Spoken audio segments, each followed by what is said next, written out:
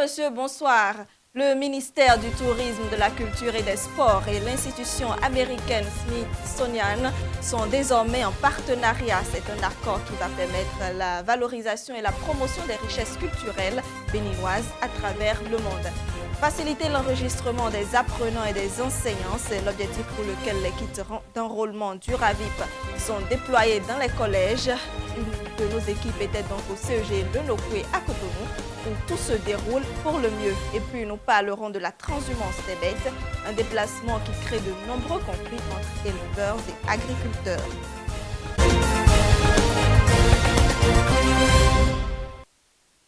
Bienvenue donc à tous. Période de sécheresse, période où l'on observe les déplacements des troupeaux de bêtes. On parle de la transhumance qui, dans les stratégies de production de bétail en Afrique de l'Ouest, constitue un aspect très important. Toutefois, elle suscite de plus en plus de problèmes du fait des conflits souvent meurtriers qu'elle occasionne bien sûr entre éleveurs et agriculteurs. Suivez donc ce reportage qui nous amène dans les détails de la transhumance et de ses corollaires. Depuis les années 70, la transhumance interne ou en direction des autres pays de la sous-région s'est développée. Ceci en raison de la croissance démographique et de la crise de l'élevage sahélien qui s'en est suivie. Ainsi, agriculteurs et éleveurs ont vu cette collaboration s'imposer à eux par le biais de cette action désignée sous le vocable transhumance. La transhumance, c'est la mobilité en fait qui accompagne le pastoralisme. C'est-à-dire que le système de production que nous avons en Afrique, dans la plupart de nos régions, et le pastoralisme, c'est cette valorisation au mieux des ressources naturelles. Donc c'est un élevage extensif qui utilise les ressources naturelles, donc le fourrage qui est dans la nature, et qui utilise également l'eau ou les forages ou bien les retenues d'eau. Et ce système pastoral a pour essence principale la mobilité. Et pendant toutes ces années, les altercations et les conflits qui ont caractérisé sa mise en œuvre sont multiples et pour des causes diverses. Dans la mobilité, il y a souvent frottement, il y a conflit entre deux acteurs. Et souvent, c'est l'agriculteur et l'éleveur. Parce que, comme vous le savez, nous sommes dans un système extensif de production en matière d'élevage. Et en matière agricole également, nous sommes aussi dans un système extensif puisque les animaux bougent, mais les champs aussi bougent. Et dans cette mobilité croisée, il arrive qu'il y ait des frictions. C'est-à-dire que les animaux peuvent rentrer dans un périmètre cultivé, dans des champs, et faire des dégâts. Et comme les champs sont souvent mobiles et peuvent rentrer aussi dans les zones de pâturage ou rentrer dans des couloirs de passage. Et cela également peut engendrer des conflits. Mais au-delà, il faut reconnaître que dans les deux groupes d'acteurs, c'est-à-dire agriculteurs et éleveurs, il y a ce que nous, on appelle des brebis galeuses. Vous avez des éleveurs qui sont peut-être souvent ce qu'on appelle des bouviers, qui sont engagés par des propriétaires d'animaux et qui souvent, puisqu'on ne connaît pas leur passé, on ne mesure pas souvent ce qu'ils avaient fait dans leur vie antérieure. Ils peuvent être très belliqueux quand souvent les animaux rentrent dans les champs ou ils mettent sciemment des animaux dans des champs. Donc ça existe et on appelle ça, c'est des cas isolés, mais c'est des brebis galeuses du groupe d'éleveurs. Mais comme également au niveau du groupe des agriculteurs, vous pouvez avoir des gens qui sont très belliqueux, qui vont souvent provoquer, installer un champ. On leur dit c'est un couloir de passage. N'installe pas le champ, mais il installe son champ. C'est des groupes un peu divers sociaux qui vont souvent piéger les animaux ou ils mettent des produits toxiques sur le passage des animaux pour en tuer, ou bien carrément ils vont se mettre en embuscade et abattre les animaux en tirant. Ils pensent faire peur aux éleveurs et les éleveurs vont s'enfuir, ils vont ramasser les animaux abattus. Ce mode d'élevage engendre donc des conflits à cause de la pression sur les ressources naturelles protégées et partagées. Ces déplacements cycliques sur des terres agricoles et agro-pastorales nécessitent donc des couloirs de transhumance. Couloirs de transhumance, c'est vrai que quand on parle de mobilité, on a besoin de couloirs pour que les animaux puissent se mouvoir. Et Il y a le couloir qui permet par exemple aux animaux de quitter leur point d'attache pour aller chaque jour à dans une zone de pâturage ou aller à un point d'eau. Ça, on parle des couloirs internes de pâturage, des pistes de pâturage ou des couloirs de pâturage.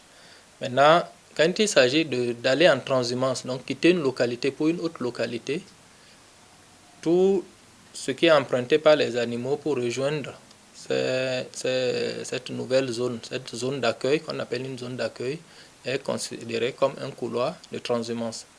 Donc normalement c'est un couloir qui doit être aménagé, donc dégagé de toute culture et surtout que ce soit visible.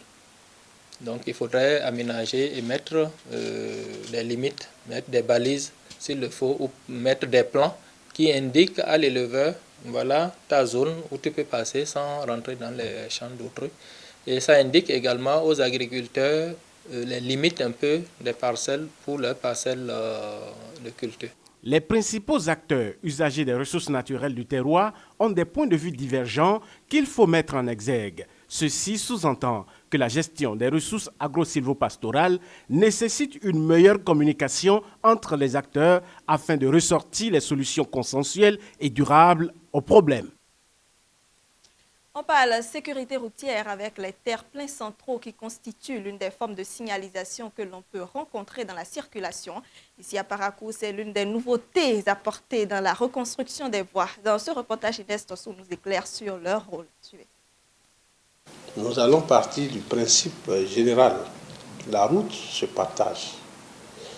Le TPC partage la route en deux. En réalité, c'est ça. La cité des Kobourou, troisième village statut particulier du Bénin, poursuit son toilettage en matière d'infrastructures routières. Les voies sont en pleine transformation et imposent chez les usagers de la route de nouvelles habitudes. Ainsi, des séparateurs centraux, encore appelés TPC, sont mis en place entre les voies de circulation généralement de sens contraire, une nouveauté qui laisse perplexe la population. On les appelle les séparations de la voie. La séparation de choses là s'appelle maintenant terre-pleine centrale, c'est ça? C'est le terre-plein central, je crois. Hésitation, incertitude sont entre autres les sentiments qui les animent face à ces formes de signalisation horizontale inhabituelles. Mais qu'en est-il de la connaissance de leur rôle? La séparation nous permet maintenant d'éviter des accidents, c'est-à-dire que c'est une séparation de la voie qui permet à tout le monde de prendre son droit, quoi. Ça joue le rôle de séparer la voie pour éviter les accidents de circulation. Si tu vas vers Malanville, tu marches, tu prends la voie qui est à ta droite. Et si tu vas en ville, tu prends la voie qui est à ta droite. Ça délimite la circulation, je crois. C'est-à-dire, ce qui est sûr, tu ne peux pas aller cogner ça et traverser de l'autre côté. Donc, on ne peut pas aussi cogner ça. Donc, ça nous délimite sur la voie. Le TPC est inventé pour partager la route en deux, pour imposer à tous les usagers de la route de circuler dans un seul sens. À cette occasion, il ne peut plus y avoir un accident qui amène deux véhicules circulant dans le sens contraire à se percuter. Les terre-pleins centraux sont donc installés pour réduire les cas d'accident, mais il arrive que l'on observe des cas d'incivisme de la part des usagers. Soit des piétons qui confondent le TPC au trottoir, soit des conducteurs qui le confondent en un lieu de stationnement. Le TPC est une partie de la route. Nous avons toujours dit que on ne s'amuse pas sur la route. C'est extrêmement grave. Je vous explique pourquoi. En fait, nous avons toujours dit aux piétons de marcher en faisant face au danger. Lorsque vous êtes sur le TPC, c'est que vous voulez quitter. Vous êtes en train de chercher à traverser. c'est ce qui peut justifier la présence d'un piéton sur le TPC. On ne peut même pas se mettre sur le TPC pour bavarder, pour échanger, pour s'asseoir, pour discuter. Non. Pour que la bonne utilisation des TPC entre dans les habitudes à Parakou, une sensibilisation permanente s'avère nécessaire. Santé, avant de retrouver Peko Amer à la Daye, de nos jours, les marchés sont envahis par les aliments proposés sous forme de conserve. Cela peut paraître normal, voire sain pour tout le monde. Cependant, le métal contenant ces conserves peut être porteur de composantes toxiques. Les dangers de ce mode de consommation dans ce reportage. Elles sont de plus en plus présentes dans le panier de la ménagère. Les boîtes de conserve, très peu de femmes s'en débarrassent. Mais faut-il toujours opter pour les conserves au détriment des produits naturels? La composition de certains produits conservés ne rassure pas. L'huile, de l'acide gras, des corps gras saturés. Et les agents qui sont utilisés pour la conservation, il y a quelques agents chimiques qui sont utilisés qui ne sont pas du tout, qui ne favorisent pas la bonne santé. Avant la conservation, certains aliments subissent bien évidemment des modifications chimiques, voire une dénaturation. Le goût de ces aliments est modifié par rapport au produit initial, au produit frais. De la même manière, la texture est modifiée et comme je parlais de la valeur alimentaire de ces produits qui sont modifiés, vous avez les nutriments qui sont modifiés, notamment les vitamines. Vous avez par exemple les vitamines qui sont sensibles au traitement thermique telles que la vitamine C et la vitamine du groupe, quelques vitamines du groupe D, qui sont dénaturés, qui sont détruits et qui ne sont plus disponibles pour le consommateur. Il faut ajouter à la modification chimique la présence des produits gras, la stérilisation subie par l'aliment et parfois la date de péremption falsifiée. Les risques sont nombreux pour la santé humaine. Les agents conservateurs qu'on met dans ces produits qui peuvent avoir des conséquences sur le fonctionnement de l'organisme, sur ce qui sont des perturbateurs endocriniens. Quand on privilégie trop les conserves, on a un lourd tribut à payer pour les soins sanitaires. Les maladies cardiovasculaires, l'ostéoporose et puis l'athérosclérose chez les consommateurs de ces aliments. Il y a des agents chimiques qui sont parfois utilisés pour prolonger la durée de conservation de ces produits. Ça pourrait être source de cancer. On peut avoir par exemple le cancer du côlon, d'autres cancers du foie, etc. Il est vrai que les boîtes de conserve favorisent une célérité dans la préparation des repas, mais il est préférable de manger naturel et sain pour une bonne santé.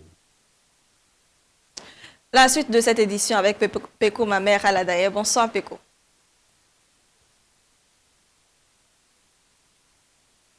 Bonsoir Brunel Mérinade aussi. Madame, Monsieur, bonsoir.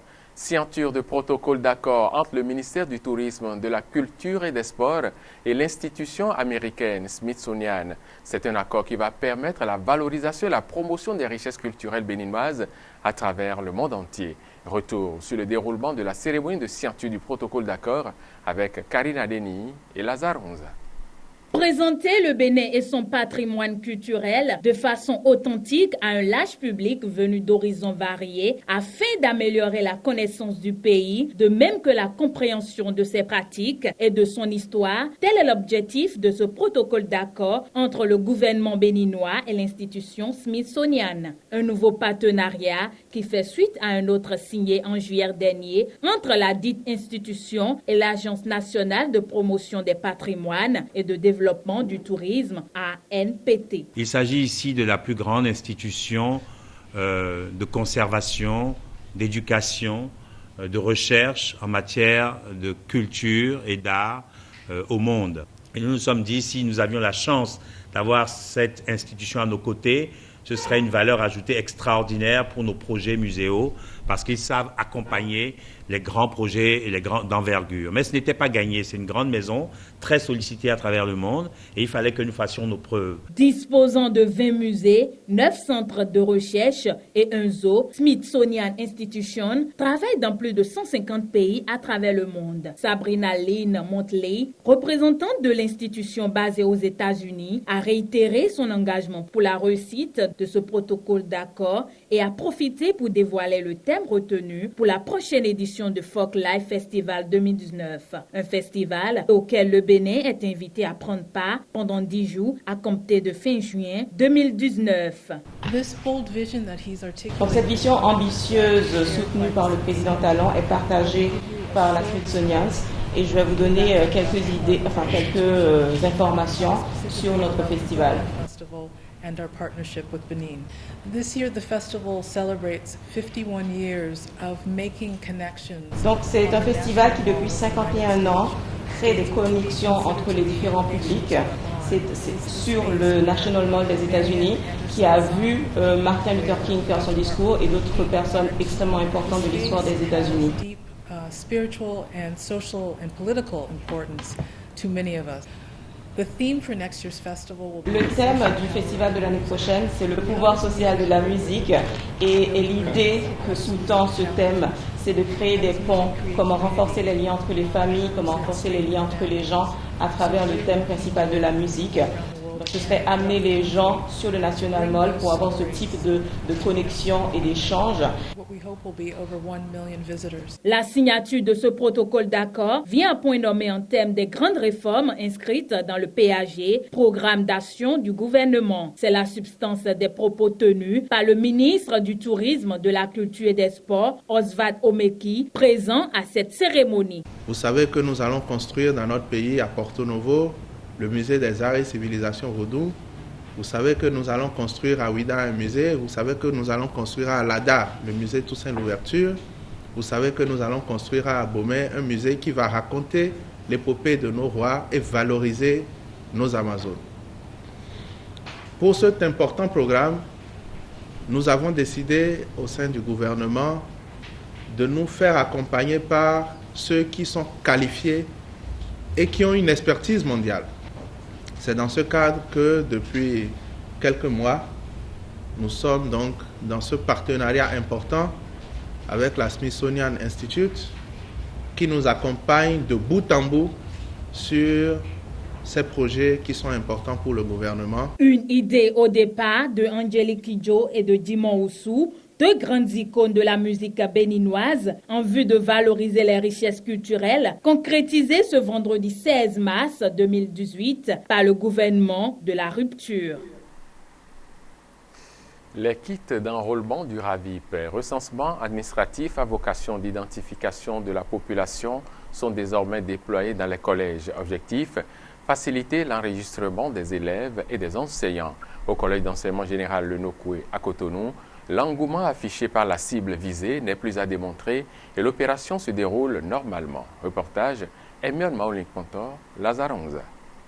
Recensement administratif à vocation d'identification de la population dans les écoles, collèges et lycées. C'est désormais une réalité. Ici au collège d'enseignement général Le Nokoué, élèves et enseignants s'affairent autour de l'opération. Priorité est d'ailleurs donnée à cette cible. Avec notre déplacement dans le collège, ça va. On arrive à enrôler les élèves et les enseignants. Du fait qu'on s'est déplacé dans le collège, on a une priorité pour les enseignants et les élèves du CEG Nokoué. Une initiative appréciée par plus d'un, notamment les concernés, qui rencontraient des difficultés à se faire enrôler, vu qu'ils passent la majeure partie de leur temps dans ces lieux du savoir. C'est une bonne initiation, puisqu'on est parti au lieu et ailleurs, ils ont dit qu'ils ont déjà fini pour les élèves qui sont venus. C'est très bien et c'est une bonne idée de nous envoyer, les agents dans les établissements. Si ils étaient dans les mairies, on aura des difficultés pour aller. Ici, spécialement, il y a un rang pour les professeurs et un autre rang pour les élèves. Du côté des professeurs, il faut dire que ça s'est bien passé. Les gens, ils étaient très accueillants. Bon, ça s'est bien passé quand même. Ça a beaucoup aidé parce que quitter la maison à 8h, revenir à midi et courir pour l'enregistrement, c'est un peu difficile. Il faut dire que ça nous a beaucoup aidé. Une opération qui se passe ici au CEG Le Nokoué sans difficulté majeure. Non, pas du tout, il n'y a pas de difficulté. D'autant plus que ce sont des apprenants. Ils ont appris à être disciplinés. Donc ça se passe normalement, il n'y a pas de difficulté majeure. J'ai juste donné mes informations personnelles que je sais. Ce qui concerne mes parents, je n'en ai pas donné. Ils m'ont demandé encore les dates de naissance de de mes parents, ce que je n'en savais pas, mais ils ont essayé de faire quelque chose. Si la personne ne connaît pas la date de naissance de son papa ou bien de sa maman, on essaie de leur demander si au moins ils connaissent l'âge. Des fois, les gens ne connaissent pas ni le mois ni la date. On met la convention. La carte issue du RAVIP, une carte à tout faire, nous dira-t-on, mais qu'en savent réellement les élèves et enseignants? Non, je ne sais rien de l'intérêt, mais tout ce que je sais, notre président a dit qu'il prévoit beaucoup de choses pour ça. Non, on ne nous a pas encore dit l'intérêt de cette carte. Ils disent que bon, ça va nous faciliter la vie, les achats. L'intérêt tel que ça se dit à la télé, il faut dire que ça va remplacer bientôt la carte nationale et ça va nous aider même pour les opérations au niveau des banques. C'est ça qui personnellement moi ça m'a réjoui et beaucoup d'autres opérations également. L'intérêt de cette carte n'est donc pas encore concrètement perçu par la plupart de nos apprenants. L'heure n'est certainement pas encore à la sensibilisation autour du bien fondé de la chose. L'important pour le moment, c'est l'appel à mobilisation autour du recensement. C'est maintenant que les gens ont compris l'importance du RAVIP et c'est maintenant ils accourent vers les sites pour se faire enrôler. À l'endroit de tous mes camarades, je les suggère, je les recommande de venir faire le RAVIP, puisque notre président a eu à dire que ça va nous aider beaucoup dans les jours à venir. Message adressé à ceux-là qui hésitent encore, puisque ce recensement prendra fin à la fin du mois d'avril 2018. Autre élément dans ce journal. Le temps d'amitié dans un couple est l'une des nombreuses étapes que les partenaires sont appelés à franchir avant le mariage. C'est une étape pendant laquelle les concernés cherchent à mieux se connaître afin de réussir leur union. Mais cette période est-elle vraiment indispensable? Élément de réponse dans ce reportage signé Karine Adeni et Mesme Agassi. L'amitié, un sentiment réciproque d'affection et de sympathie qui ne se fonde ni sur la parenté ni sur l'attrait sexuel. Elle est l'une des étapes à franchir par les partenaires avant celle du mariage. Une période pendant laquelle les deux tourtereaux sont appelés à adopter certains comportements afin de fixer des bases solides à leur relation. Comme toute forme de vie, la vie professionnelle a besoin d'une préparation et donc la vie conjugale également a forcément besoin d'une préparation. Parce que ce qu'on voit de l'autre physiquement n'est pas forcément ce qu'il est intérieurement. Au cours de ce temps, ils apprennent à se connaître leur famille, à se faire accepter également. Parce que ça ne marche pas forcément au premier coup, à se faire accepter, ce qui est fondamental. Vous êtes issus de deux familles différentes. Les cultures ne sont pas les mêmes. Il faut chercher à connaître l'homme, à connaître son intimité. Comment savoir c'est que l'autre s'énerve, comment il s'énerve, comment est-ce que la femme se prépare, comment la femme fait la lessive. Tout ça là, l'homme doit connaître et la femme aussi doit connaître, c'est que la position de l'homme, de quelle manière il s'énerve. Quand il s'énerve là, comment je peux l'apaiser? Temps d'amitié, temps de découverte de l'autre et de partage. Moment crucial d'apprentissage où il faudra travailler d'arrache-pied et surtout ensemble dans toutes les conditions possibles. Vous voyez, aujourd'hui, il y a les jeunes dames qui n'arrivent pas à rester dans les foyers. Vous allez les voir dans les rues avec deux enfants, voire un parfois. Et il y a aussi les hommes qui sont là sans femmes. Je dis, c'est parce que l'amitié n'a pas été bien construite. Au moins, vous devez faire 2 ans en fiançailles. Moi, j'ai fait environ 7 ans d'amitié, de fiançailles avant le mariage. Moi, j'ai fait 6 ans. J'ai fait un minimum d'1 an, ce qui n'était pas forcément mon choix. Moi, mon partenaire, il était vraiment prêt. Et moi, j'ai traîné un peu. C'est vrai qu'on s'était connus par le passé, mais pas dans le sens de vivre ensemble. On était camarades de classe. J'ai ma femme qui est là. Et en amitié comme ça, on a passé 2 ans. Et après les 2 ans, le 3e année, j'ai commencé par aller chez elle. Aujourd'hui, il n'y a plus cette forme de préparation dans les familles. Et ça contribue à la souplesse des liens que les individus arrivent à tisser. Ce qui est dommage, c'est qu'on remarque que le délai de plus en plus entre les temps d'amitié, de fiançailles, de mariage, c'est beaucoup raccourci. Aujourd'hui, on constate que malheureusement, ce n'est pas une grossesse que les gens décident de vivre ensemble. Une période indispensable à en croire certains, avis diversement appréciés. Est-ce qu'il y a un temps? Pour moi, je n'ai pas fait de temps avec celle avec qui je suis. Et c'est elle qui est avec moi depuis 2003 jusqu'à présent. Il y a les gens qui font des années, jusqu'à 5 ans, ils font 5 ans et plus. Et quand ils se mettent ensemble, quand ils font le mariage, c'est quelques jours, quelques mois après, c'est des coups de poing et ils se séparent.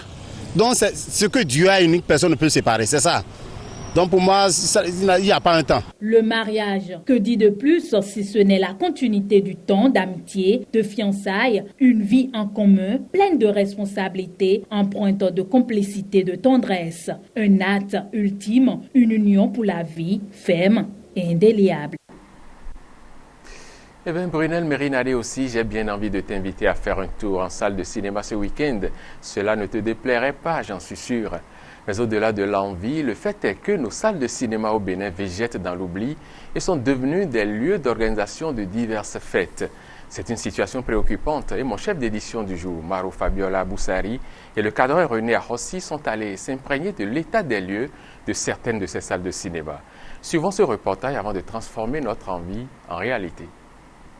Si c'était au moment des salles où le cinéma se déroulait, à ce moment précis, quand tu viens ici, tu n'auras pas de place. Tout serait plein à craquer. Mais aujourd'hui, ce n'est plus le cas. Lorsqu'on dit salle de cinéma, dans mon temps, les gens courent directement vers les salles de cinéma pour regarder les nouveaux films. Mais aujourd'hui, ce n'est plus comme ça.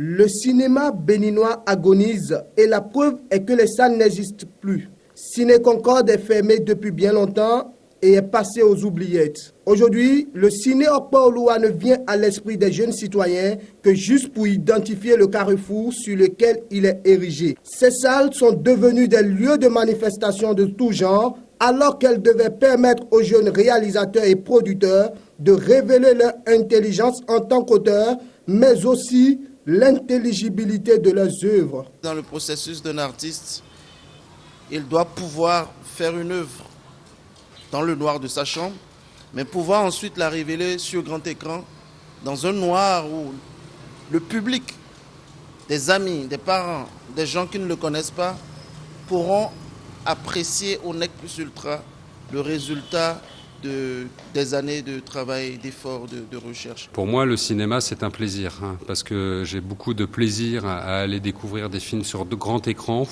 à pouvoir être dans le noir et d'avoir le plaisir du son qui ne soit pas celui de ma télé, ni de mon téléphone portable, même si c'est des outils précieux.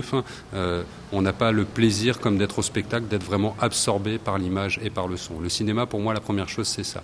La deuxième chose, au Bénin, c'est que les cinémas, il n'en existe plus. Ils ont tous été fermés. D'aucuns justifient la cause de la fermeture des salles par la révolution technologique qui permet d'accéder aux films via Internet ou par les programmes télévisuels.